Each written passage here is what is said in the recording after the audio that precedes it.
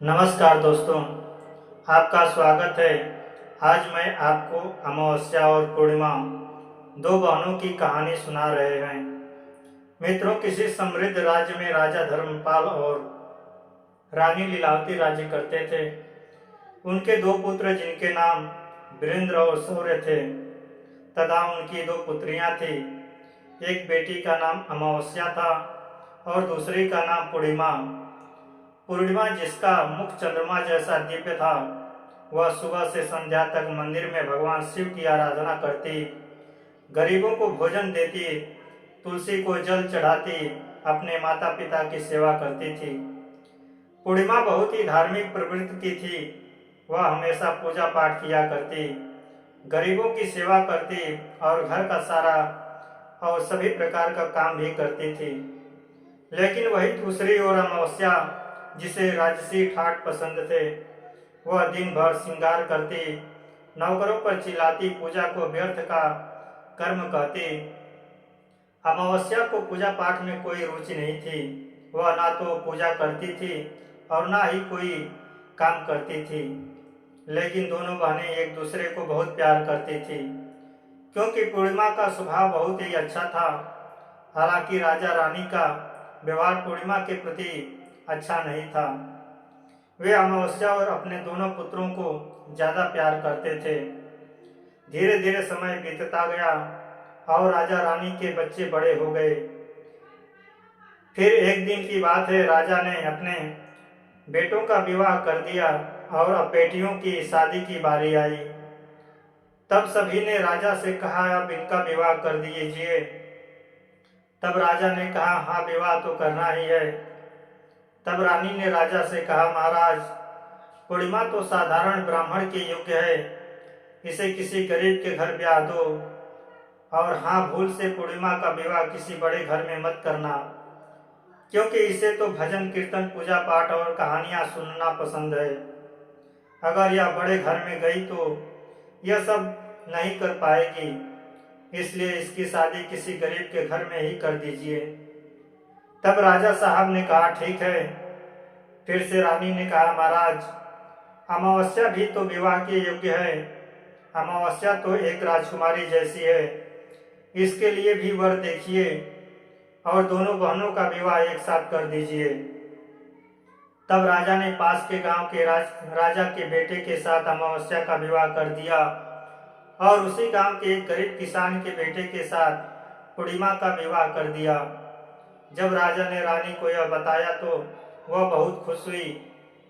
मित्रों, अब राजा और रानी ने बिना किसी विचार के अपनी ही बेटियों के बीच पक्षपात किया। रानी के कहने के अनुसार अमावस्या का विवाह धनवान राजकुमार से हुआ। उसे सोने चांदी की पालकी, नौकर चाकर दिए गए। वहीं दूसरी ओर बेचारी पूर्णिमा को एक किसान के घर भेज दिया गया। उसे केवल एक पुरानी साड़ी और बस एक तुलसी का पौधा दिया गया। तब रानी मन में सोचती हुई कहती है, अब देखते हैं कि पूर्णिमा गरीब किसान के घर कैसे रहती है।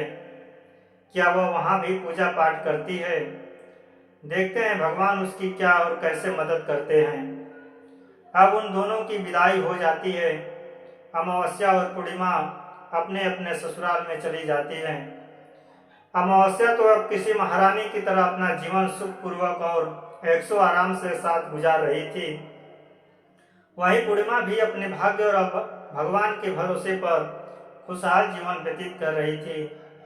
अमावस्या का पति, जो एक राजकुमार था, वह भी बड़ा घमंडी था, किंतु पूर्णिमा का पति शांत और सुशील स्वभाव का था।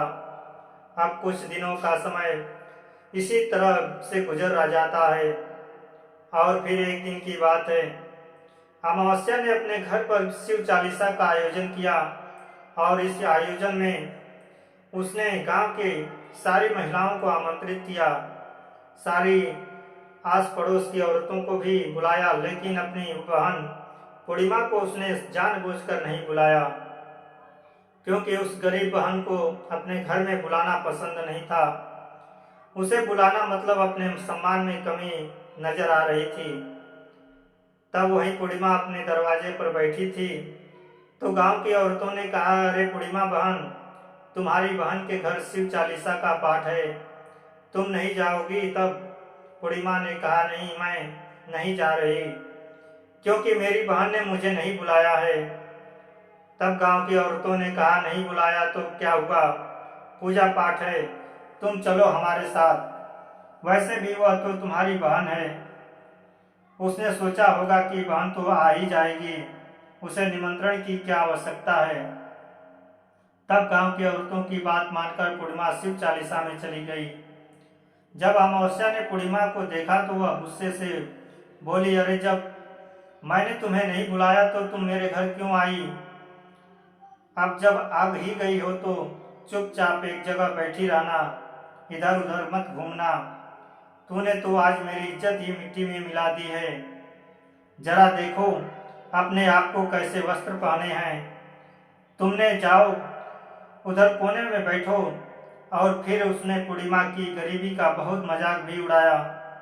पूर्णिमा की आंखों से आंसू बहने लगे और वह भगवान शिव से प्रार्थना करने लगी, हे भगवान, मुझ पर आप कब कृपा करेंगे? आखिर मेरा कसूर ही क्या है? पूजा पाठ करना, गरीबों की सेवा करना, काम करना, क्या यह गलत है? हे भगवान, अब मुझ पर कृपा करो। थोड़े ही समय के बाद इस तरह वह भगवान से विनती करती रही। शिव चालीसा पूरी हो गई और अमावस्या ने सबको प्रसाद दिया, लेकिन पूर्णिमा को प्रसाद नहीं दिया। अब निराश मन के साथ पूर्णिमा वहां से बिना प्रसाद के ही वापस अपने घर की ओर चली गई। मित्रों, रास्ते में वह सोचने लगी कि घर पर बच्चे प्रसाद मांगेंगे तो मैं क्या कहूंगी। फिर उसने मन में विचार आया, क्यों ना मैं अपने भाई भाभी से मिलने अपने मायके चली जाऊं। फिर वह चलते चलते अपने मायके की तरफ बढ़ने लगी। तभी उसे एक तुलसी का पेड़ दिखा। वहां एक चबूतरा बना था जिस पर एक बूढ़ी माँ बैठी थी। उन बूढ़ी माँ ने पूर्णिमा से पूछा, बेटी, तुम कौन हो और कहाँ जा रही हो? क्या तुम मेरी एक मदद कर सकती हो? तब पूर्णिमा ने अपना परिचय दिया। फिर बूढ़ी माँ ने कहा, बेटी देखो, मेरा तुलसी का पौधा सूख रहा है, इसमें थोड़ा जल डाल दो और चबूतरे की सफाई कर दो तो थोड़ी ठंडक मिलेगी। अब पूर्णिमा ने तुलसी को जल डाला और बूढ़ी माँ को भी स्नान कराया। उसने उनके चरण दबाए। फिर पूर्णिमा ने पूछा, माँ जी, और कोई काम है क्या? तब प्रसन्न होकर बूढ़ी माँ ने कहा, नहीं बेटी, और कुछ नहीं, तुमने मेरी बहुत अच्छी सेवा की है, भगवान तुम्हारा भला करे। उन्होंने पूर्णिमा को खूब आशीर्वाद दिया और कहा, बेटी, जब तुम अपने मायके से लौटो तो मुझसे अवश्य मिलकर जाना। पूर्णिमा ने कहा, ठीक है माँ जी, और वह आगे बढ़ गई। फिर चलते चलते रास्ते में उसे एक शिव मंदिर मिला। वहां भी एक चबूतरा था जिस पर एक बूढ़े बाबा बैठे थे।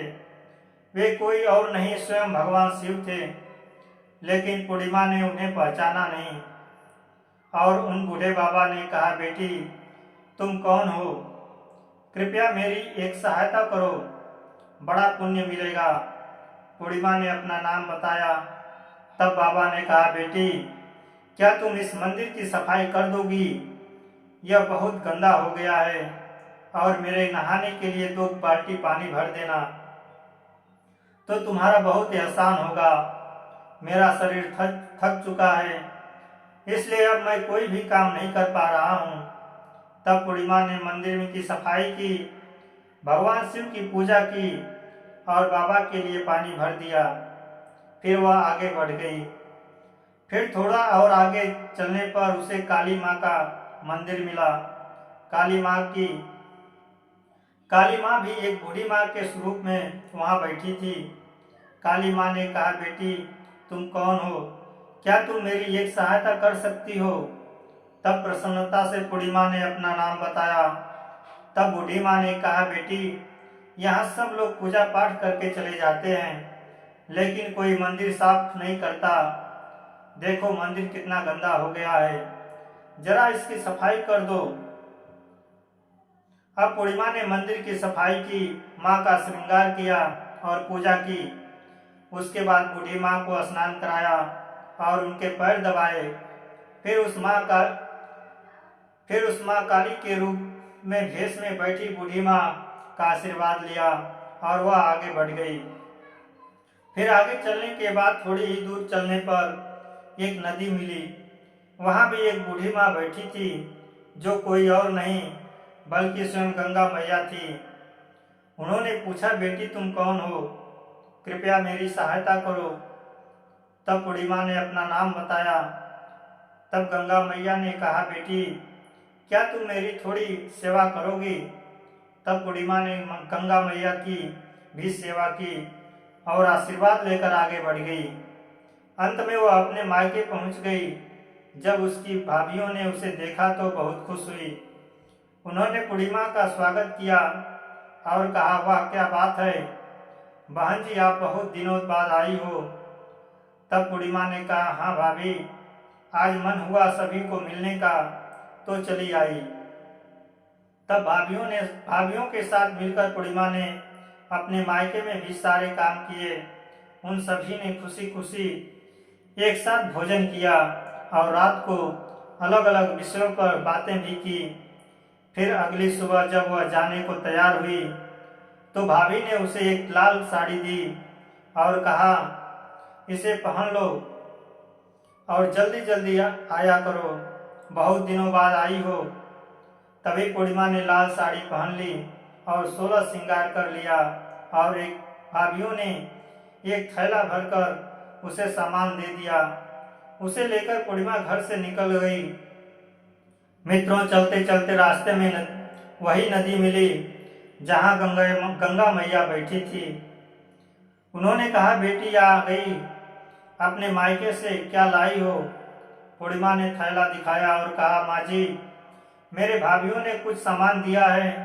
तब गंगा मैया ने भी एक थैला निकाला और उसे पूर्णिमा के हाथों में देते हुए गंगा मैया ने कहा, बेटी यह लो मेरी और एक छोटी सी भेंट, यह बहुत भारी है, मैं इसे कहाँ रखूंगी, लेकिन याद रखना कि इसे रास्ते में मत खोलना, घर जाकर ही खोलना। तब पूर्णिमा ने कहा, ठीक है माँ जी, और वह आगे बढ़ गई। फिर थोड़ी ही देर के बाद वही काली माँ का मंदिर मिला। वहां भी बूढ़ी माँ ने बूढ़ी माँ को एक थैला दिया। अब उसके पास 3 थैले हो गए। फिर आगे बढ़ने पर वही शिव मंदिर मिला। वहां भगवान शिव ने भी उसे एक थैला दिया। अब 4 थैले हो गए। फिर चलते चलते वही तुलसी माँ मिली। उन्होंने भी एक थैला दिया। अब 5 थैले थे। जब पूर्णिमा अपने घर पहुंची तो उसने सभी थैले खोले। पहले थैले में खाने पीने की चीजें और कपड़े थे। दूसरे थैले में सोने चांदी के आभूषण थे। तीसरे थैले में धन संपत्ति थी। चौथे थैले में अनाज भरा हुआ था और 5वें में महंगे वस्त्र थे। अब पूर्णिमा के घर में किसी चीज की कमी नहीं थी। वह खुशी खुशी रहने लगी। फिर एक दिन पूर्णिमा ने सोचा कि क्यों ना मैं शिव चालीसा का आयोजन कराऊं, और उसने शिव चालीसा रखी और सबको बुलाया। वह न्योता देने के लिए अपनी बहन अमावस्या के घर भी गई। और फिर जब अमावस्या अपनी बहन के घर आई तो उसने घर पूर्णिमा में धन दौलत देखकर आश्चर्यचकित रह गई। उसने पूछा, अरे बहन, अचानक से तुम्हारे घर में इतना धन दौलत कैसे आ गया? तब शांत स्वर में प्रसन्नता से पूर्णिमा ने कहा, देखो बहन, जिस दिन तुमने चालीसा रखी थी तो मुझे नहीं बुलाया, फिर भी मैं बिना बुलाए तुम्हारे घर गई, लेकिन तुमने मुझे प्रसाद नहीं दिया। फिर मैं मायके गई और वहां से यह सब लेकर आई। अमावस्या ने कहा, अच्छा तो यह बात है, तब मैं भी जाऊंगी मायके, तुम भी मुझे डांटना और प्रसाद भी मत देना। तब पूर्णिमा ने कहा, अरे बहन, यह तो भगवान का प्रसाद, मैं तो सबको दूंगी। लेकिन अमावस्या ने प्रसाद नहीं लिया और अपने घर जाकर बच्चों से कहकर मायके चली गई। अब चलते चलते रास्ते में वही तुलसी माँ मिली। जब उन्होंने अमावस्या को कहा, बेटी यह चबूतरा साफ कर दो और तुलसी में पानी डाल दो, कृपया मेरी मदद करो। तब क्रोध में आकर अमावस्या ने कहा, हे बुढ़िया, मैंने इतनी महंगी साड़ी पहन रखी है, यह गंदी हो जाएगी, मैं कुछ नहीं करूंगी। फिर आगे चलकर भगवान शिव मिले तो उसने ऐसा ही कहा। काली माँ और गंगा मैया से भी उसने यही कहा। उसका अभद्र व्यवहार देखकर सभी देवी देवता रुष्ट हो गए।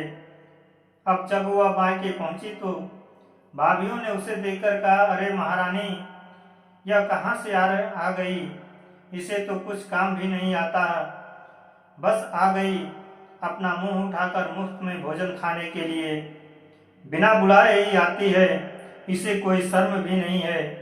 और तभी रात्रि में अमावस्या खाना खाकर सो गई। सुबह होने पर वह बोली, भाभी मैं जा रही हूँ। भाभी ने कहा, ठीक है जाओ महारानी जी। तब अमावस्या ने कहा, भाभी पूर्णिमा को तो आपने थैला दिया, मुझे कुछ नहीं दिया। भाभी ने कहा, जो तुम्हारे घर थैला पहुंच जाएगा। तब अमावस्या चल दी। रास्ते में गंगा मैया, काली माँ, भगवान शिव और तुलसी माँ सभी ने उसे थैले दिए, लेकिन जब वह घर पहुंची और थैले खोले तो एक में मिट्टी, दूसरे में पत्थर और तीसरे में सांप बिच्छू निकले। अमावस्या ने अपना सिर पीट लिया और कहा, हे भगवान, मुझे मायके में भी कुछ नहीं मिला और यहाँ भी कुछ नहीं मिला। फिर वह दौड़कर पूर्णिमा के पास गई और बोली, तुझे इतना सब कुछ मिला, मुझे कुछ भी नहीं। तब पूर्णिमा ने कहा, मैं मायके जाती हूँ तो भाभियों का काम करती हूँ, तुमने तो कभी भाभियों की मदद नहीं की। तुमने गंगा मैया, शिव जी, काली माँ और तुलसी माँ की सभी को ठुकरा दिया, इसलिए भगवान ने तुम्हें कुछ नहीं दिया और उनका अपमान किया। तब अमावस्या ने कहा, बहन मुझे माफ कर दो, मैंने सदा ही तुम पर अत्याचार किया, अब मैं भी भक्ति करूंगी। तब पूर्णिमा ने कहा, बहन 3 सूत्र याद रखना, सदैव दूसरों पर दया करना, हमेशा और प्रतिदिन चालीसा पढ़ना, तीसरी बात 108 बार ओम नमः शिवाय का जाप करना। इससे अब तुम्हारे सारे दुख दूर हो जाएंगे। घर आए लोगों की सेवा भी करना। अरे बहन, भगवान ने जो 3 सूत्र दिए हैं उन्हें प्रसाद के रूप में स्वीकार कर लेना और हृदय में बसा लेना। मैंने सच्चे मन से भगवान की पूजा की, सबकी मदद की, इसलिए मुझे सब कुछ मिला। तुम्हारे पास जो भी था वह तुम्हारे अहंकार के कारण खत्म हो गया। अब अमावस्या अपने घर गई और पूजा पाठ करने लगी। वह भगवान शिव से माफी मांगने लगी और धीरे धीरे उसकी भी परिस्थिति बदलने लगी। तो मित्रों, जय हो भगवान शिव की। अगर आपको यह वीडियो पसंद आया हो तो कमेंट बॉक्स में कमेंट करके जरूर बताइए। साथ ही इस वीडियो को ज़्यादा से ज़्यादा शेयर कीजिए और कमेंट में सच्ची श्रद्धा से ओम नमः शिवाय जरूर लिखें और हमारे चैनल भक्ति गाथा संग्रह को सब्सक्राइब करना ना भूलें। धन्यवाद। जय श्री कृष्णा। राधे राधे।